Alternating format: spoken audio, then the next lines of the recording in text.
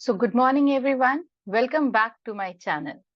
Last session में हमने basic proportionality theorem समझा था कि बेसिक प्रोपोर्शनैलिटी थ्योरम क्या होता है, और मैंने आपसे कहा था कि हम नेक्स्ट सेशन में इसकी प्रूविंग समझेंगे क्योंकि प्रूविंग बहुत ज्यादा इंपॉर्टेंट होती है।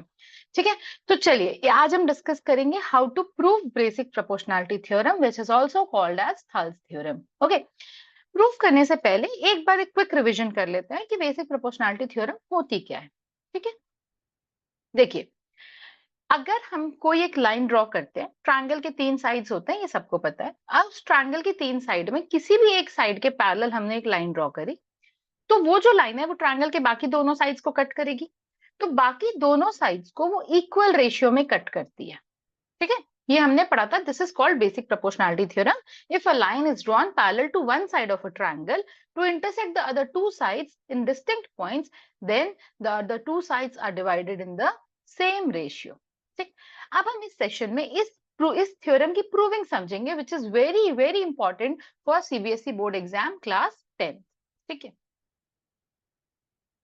चलिए देखिए, सबसे पहले हमारे पास ये एक ट्रायंगल है।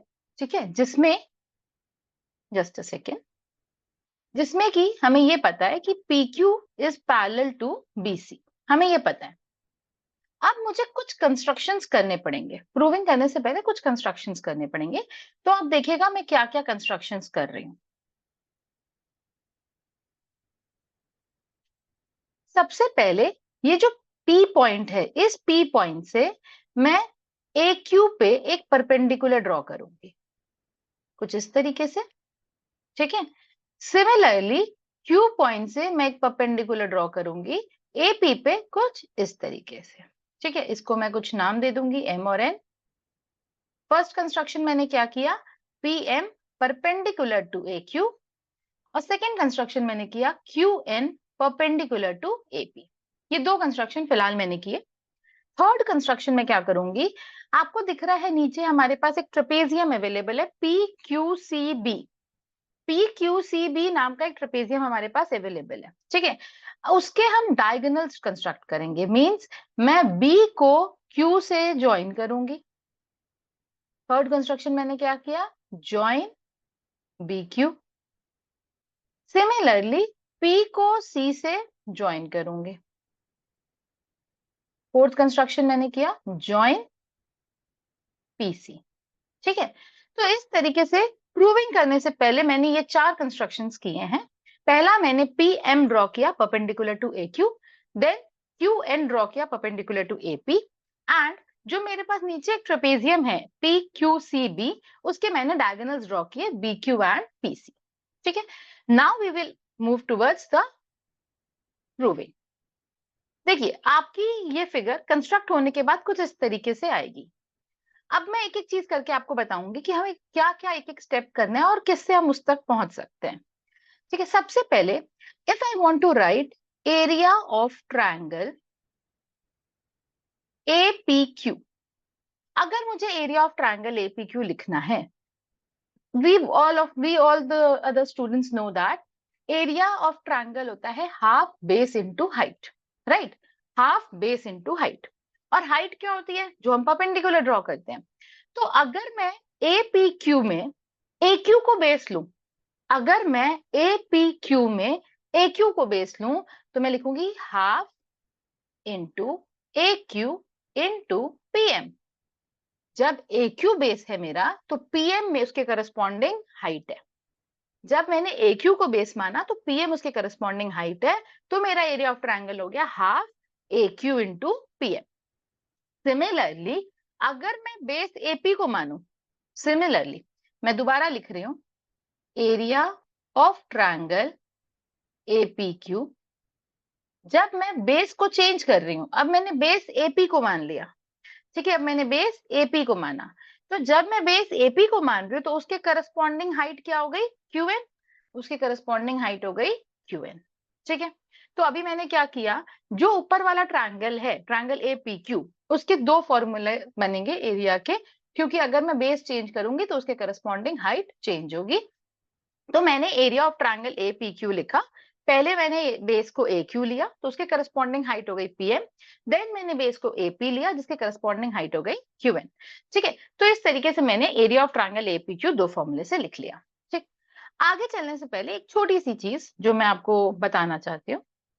लेट्स सपोज मेरे पास एक ऑब्ट्यूज एंगल ट्रायंगल है कुछ इस तरीके से। ठीक है, ये ए है, ये बी है और ये सी है। अगर मुझे इस ऑब्ट्यूज एंगल ट्रायंगल का एरिया लिखना है, मैंने बेस ए बी को ही माना है, इसी को मैंने बेस माना है। Now what will be the area, half into A B, but अब हाइट क्या ले।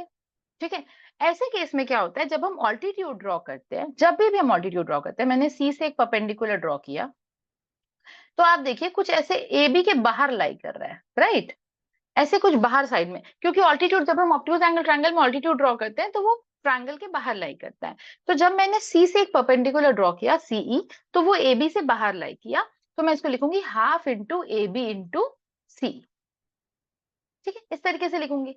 अब अगर आपको दिख रहा हो इस फिगर में, तो जो मेरा एरिया ऑफ ट्रायंगल बीपीक्यू है, अगर आप ध्यान दो, एरिया ऑफ ट्रायंगल बीपीक्यू या सीपीक्यू, ये दोनों ही ऑब्ट्यूज एंगल ट्रायंगल है, राइट।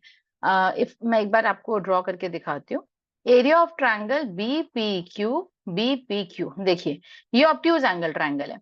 अगर मेरे को इसका एरिया लिखना है तो इसके लिए परपेंडिकुलर हाइट यही होगी, है ना। तो इस तरीके से मैंने इस पे एरिया लिखना है। एक second,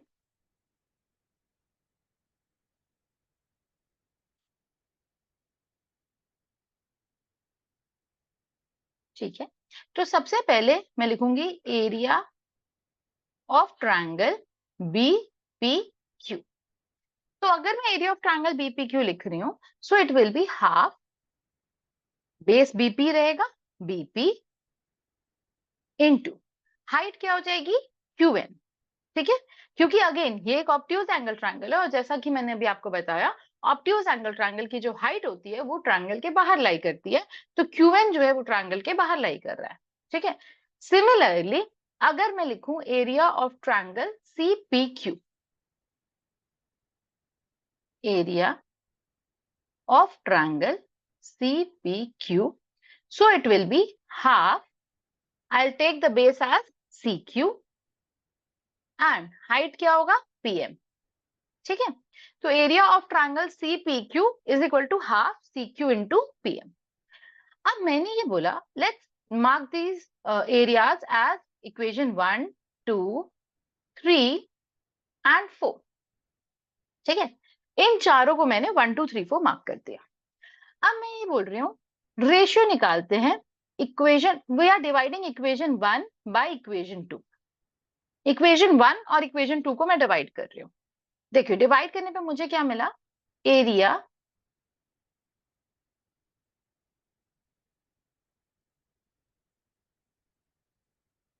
area of triangle APQ upon area of triangle CPQ is equal to half AQ into PM, similarly half CQ into PM। अब आप देख सकते हैं हमारे पास न्यूमरेटर और डिनोमिनेटर में दोनों ही जगह हाफ है जो कैंसिल हो गया, सिमिलरली PM कैंसिल हो गया, जो कि हमको बचा AQ अपॉन CQ। ठीक है, ये मैंने रेशियो लिया 1 डिवाइड बाई 2, मतलब 1 और 2 का रेशियो निकाला, that is 1 divide by 2। Now I am going to calculate the value of equation 3 divide by 4, equation 3 divide by 4। Area of triangle APQ upon area of triangle BPQ। ठीक है, जब मैं इसका ratio निकाल रही हूँ तो मेरा आ रहा है half into AP into QN, और यहाँ आ रहा है half into BP into QN। अब आप देख सकते हैं हाफ और हाफ एक दूसरे को कैंसिल कर रहा है, QN और QN एक दूसरे को कैंसिल कर रहा है, मुझे मिल गया AP अपॉन BP। ठीक है, अब ध्यान दीजिएगा मैंने 1 और 2 को डिवाइड किया, 3 और 4 को डिवाइड किया। अब मैं क्या करने जा रही हूँ, अगर आप इस फिगर में देखो, एक कॉन्सेप्ट है, अगर आप एक फिगर में देखो, बीपीक्यू जो ट्रायंगल है, ट्रायंगल बीपीक्यू और ट्रायंगल सीपीक्यू, ठीक है, ट्रायंगल बीपीक्यू और सीपीक्यू, ध्यान से देखिएगा, ये एक क्वाड्रिलैटरल के अंदर है, पहली बात तो, ठीक है, बीसीक्यूपी एक क्वाड्रिलैटरल के अंदर है, दो पैरेलल साइड्स के बीच में है, और पीक्यू बेस से ही बने हुए ये दोनों ट्रायंगल्स, ठीक है। मैं रिपीट कर रही हूं, ध्यान से सुनना, हमारा जो एक ट्रेपेजियम है बीसीक्यूपी, इस ट्रेपेजियम के अंदर ही हमारे ये दोनों ट्रायंगल हैं, बीपीक्यू एंड सीपीक्यू, ठीक है, ये दोनों ट्रायंगल हमारे ट्रेपेजियम के अंदर हैं, एंड ये दोनों ही ट्रायंगल्स दो पैरेलल लाइंस के बीच में बन रहे हैं, मतलब उसका लोअर एंड और अपर एंड पैरेलल लाइंस को टच कर रहे हैं, ठीक है। एंड जो बेस है, पीक्यू बेस है, वो दोनों ही ट्रायंगल्स का सेम है, पीक्यू बेस बीपीक्यू का भी है और पीक्यू ही बेस सीक्यूपी का भी है, ठीक है। तो अगर ऐसा होता है, मतलब अगर आपके दो ट्रायंगल्स से एक दो पैरेलल लाइंस के बीच में बन रहे हो और सेम बेस से बन रहे हो, तो उनका एरिया हमेशा इक्वल होता है। देखिए, this is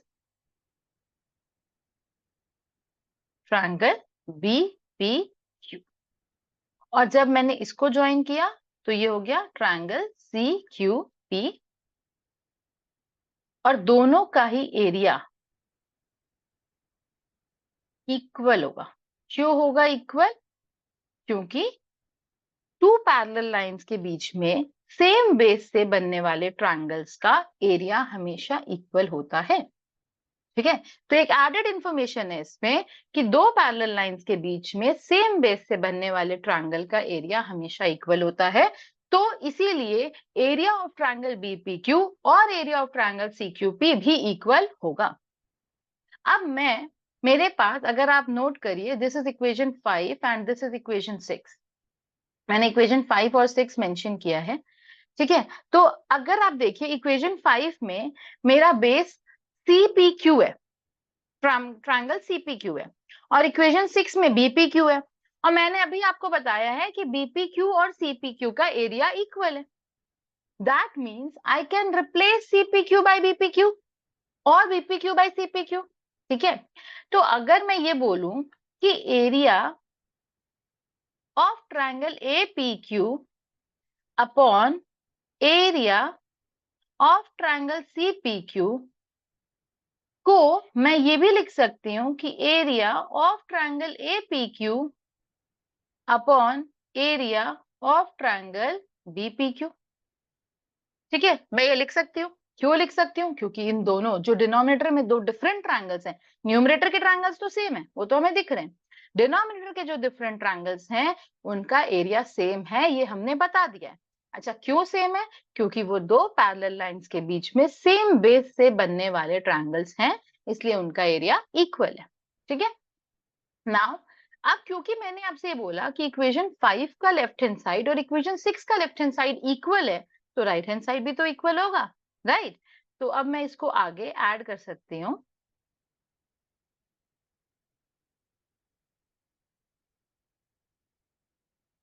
just a second, A Q upon C Q is equal to A P upon BP, ठीक है। मैंने क्या लिखा?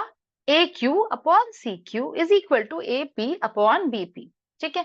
मैं एक बार रिपीट कर रही हूँ, हमने सबसे पहले क्या किया था कि हमने पहले छोटे वाले ट्रायंगल का एरिया निकाला, और छोटे वाले ट्रायंगल जो ए पी क्यू ट्रायंगल है उसका एरिया लिखने का दो तरीका था। सबसे पहले हमने 4 कंस्ट्रक्शंस किए थे, वो आपको ध्यान रखने हैं। उसके बाद मैंने ट्रायंगल एपीक्यू का एरिया निकाला, जिसके दो तरीके से मैंने फॉर्मूले लिखे। फिर ट्रायंगल बीपीक्यू और ट्रायंगल सीपीक्यू का एरिया निकाला, ऑब्ट्यूज एंगल ट्रायंगल के कॉन्सेप्ट को यूज करते हुए। उसके बाद रेशियो दिया मैंने दो दो एरियाज का, ठीक है, फर्स्ट सेकेंड थर्ड फोर्थ, और जब मैंने एरिया का रेशियो लिया तो मुझे कुछ वैल्यूज मिली, ए क्यू अपॉन सी क्यू और एपी अपॉन बीपी। फिर मैंने ये देखा कि जो बीपीक्यू है और सीपीक्यू है, वो दोनों दो पैरेलल लाइंस के बीच में ट्रायंगल्स बन रहे हैं विद सेम बेस पीक्यू, तो इसका मतलब उनका एरिया इक्वल होगा। तो अगर एरिया इक्वल होगा दैट मीन्स वो दोनों रेशियो आपस में इक्वल हो गए। तो जब दोनों रेशियो के लेफ्ट हैंड साइड इक्वल है तो दोनों रेशियो के राइट हैंड साइड भी इक्वल होंगे। तो मैं बोल सकती हूँ AQ upon CQ is equal to AP upon BP, जो आप इस फिगर में देख सकते हैं। हमारा बेसिक प्रोपोर्शनैलिटी थ्योरम भी यही बोलता है AQ upon CQ is equal to AP upon BP because PQ is parallel to BC। ठीक है, तो आई होप आपको ये प्रूविंग अच्छे से समझ में आ गई हो।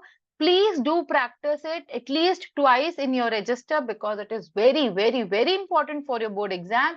And 80% of the time, this questions comes in your board paper. Okay, so thank you so much. Please subscribe and press the bell icon.